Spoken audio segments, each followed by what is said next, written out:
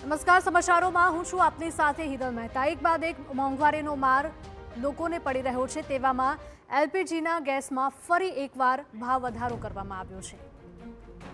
તો ઘરેલું એલપીજી સિલિન્ડરના ભાવમાં 29 રૂપિયાનો વધારો કરાયો છે।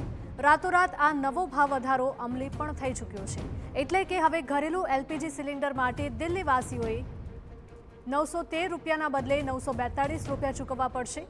આપને જણાવી દઈએ કે ચાલુ વર્ષે યુદ્ધ શરૂ થયા બાદ ઘરેલું એલપીજી સિલિન્ડરના ભાવમાં સતત બીજી વાર આ વધારો ઝીંકી દેવામાં આવ્યો છે, જેનો સીધો અર્થ એ છે કે હવે કરોડો ગૃહિણીઓના રસોડા પર, બજેટ પર ખાસ અસર વર્તાશે।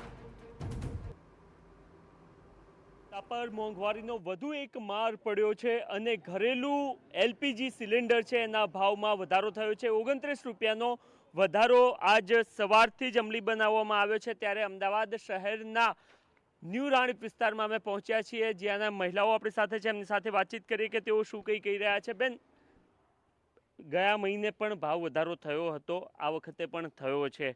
એક સામાન્ય જે નાગરિકો છે એના ઘરના રસોડા પર કેટલી અસર થતી હોય છે જ્યારે આના ભાવમાં વધારો થતો હોય છે? સાહેબ, એવું છે કે અત્યારે મધ્યમ પરિસ્થિતિવાળાને તો બિલકુલ મોતની સમાન પરિસ્થિતિ આવી ગઈ છે, કારણ કે સિલિન્ડરમાં ભાવ વધારો કર્યો છે, લોકોએ શાકભાજીના ભાવ વધી ગયા છે, પેટ્રોલના ભાવ વધ્યા છે, એટલે બધી બાજુથી ભાવ વધારો મધ્યમ પરિસ્થિતિવાળાને બહુ નડે એવું છે, તો એને સમજીને ભાવ વધારો ના કરવો જોઈએ। ઓકે, પરંતુ સરકાર તો એવા કારણો આપી રહી છે કે જે યુદ્ધની સ્થિતિ છે એના કારણે અમે ભાવ વધારી રહ્યા છીએ, પણ મધ્યમ પરિસ્થિતિવાળાને યુદ્ધની પરિસ્થિતિ સાથે શું લેવા દેવા? એ લોકોના બજેટમાં એકદમ શિડ્યુલ ખરાબ થઈ જાય છે, બરાબર? તો પછી એને યુદ્ધને શું લેવા દેવા? સરકારને એ પણ વિચારવું જોઈએ ને।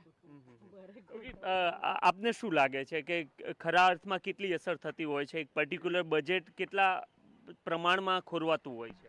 ખોરવાતું એમાં તો જો મધ્યમ વર્ગવાળાને તો બહુ જ તકલીફ પડે છે, પણ આવી રીતે ઘડીએ પડીએ બધી વસ્તુમાં ભાવ વધારવાથી એનું કોઈ સોલ્યુશન, યુદ્ધ ત્યાં થાય છે એમાં અહીંયા આગળ ભાવ વધારવાથી કોઈ ફાયદો જ નથી। અહીંયા આગળ પબ્લિકનું બધું સેટિંગ અટવાઈ જાય છે। ઓકે, તો બહાર જમવાનું પણ હવે તો મોંઘું થશે, કારણ કે જે કોમર્શિયલ સિલિન્ડર છે એમાં તો 6 મહિનામાં ડબલ ભાવ થઈ ગયા છે। 1600 મળતો તો 3100 થઈ ગયા છે। આમાં બહુ તકલીફ પડે છે ઘણાને, તો ઘર કેવી રીતે ચલાવવું એ પણ હવે એક પ્રશ્ન થઈ ગયો છે। બધાનું બજેટ જ ખોરવાઈ ગયું છે આમાં। સરેરાશ કેટલી અસર થાય આ પ્રકારની સ્થિતિ જ્યારે સર્જાય ત્યારે? ના, સરેરાશ તો અસર થાય જ છે, અને સરકાર જે કારણ આપે છે કે યુદ્ધની સ્થિતિ છે એ સાચી વાત છે, અને આપણે એક દેશવાસી તરીકે પણ એ વાતને સમજીએ જ છીએ કે યુદ્ધમાં પણ આવું વારે વારે જ્યારે ભાવ વધે ત્યારે મધ્યમ વર્ગને તો બધું હેન્ડલ કરવું બહુ મુશ્કેલ થઈ જાય છે, કારણ કે જો પેટ્રોલમાં હમણાં બે કરીને ખાસ 2 રૂપિયા કરીને ઘણા વધી જાય, એટલે ટ્રાન્સપોર્ટેશન પણ મોંઘું થતું જાય છે। પ્લસ તમે જેમ કીધું એમ કોમર્શિયલમાં પણ સિલિન્ડરનો ભાવ વધારો થાય છે, ઘરેલું પણ વધારે થાય છે, એટલે ઓવરઓલ કેવું છે કે મધ્યમ વર્ગને સૌથી વધારે માર પડે છે।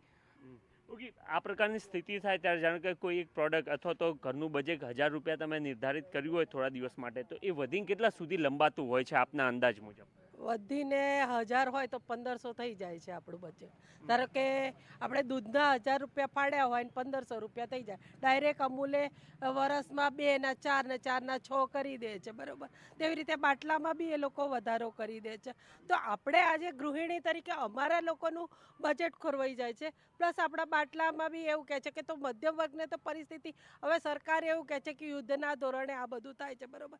પરંતુ આપણે તો ખેતી પ્રધાન દેશ છીએ, તો ખેતી પ્રધાન દેશ તો હોવાથી તો આપણી પાસે તો શાકભાજી, દૂધ એ તો આપણા માટે ફ્રી ઓછું કરી શકે ને સરકાર। નો ડાઉટ કે પેટ્રોલ બાટલાના ભાવ વધારી શકે છે, પરંતુ જે શાકભાજી, દૂધ તો આપણે ખેતી પ્રધાન દેશ, જે આપણી પાસે ખેતી છે આપણી પાસે, એમાં તો આપણી પાસે આપણું બજેટ ખોરવાય કંટ્રોલ કરી શકે ને સરકાર। ઓકે, શું કઈ અપીલ સરકારને? સરકારને એક જ અપીલ છે, અમારા મધ્યમ વર્ગ પરિવાર હોય કે અમીર પરિવાર હોય, એને શાકભાજી, દૂધ, પેટ્રોલ, સિલિન્ડર બધી વસ્તુમાં થોડો ભાવ વધારાનો કટોતી કરવી જોઈએ, અને સામાન્ય પ્રજા માટે એ લોકોને આનંદ થાય એવું કામ કરવું જોઈએ। ઓકે, તો જનતાને આનંદ થાય એ પ્રકારે કામ કરવું જોઈએ।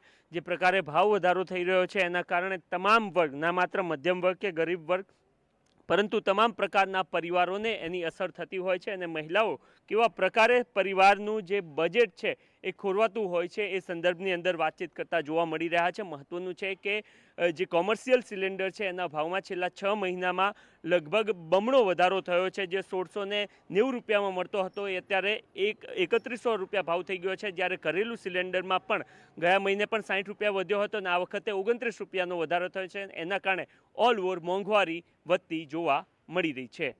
કેમેરામેન ઇમરાન શેખ સાથે નરેન્દ્ર રાઠોડ, TV9 અમદાવાદ.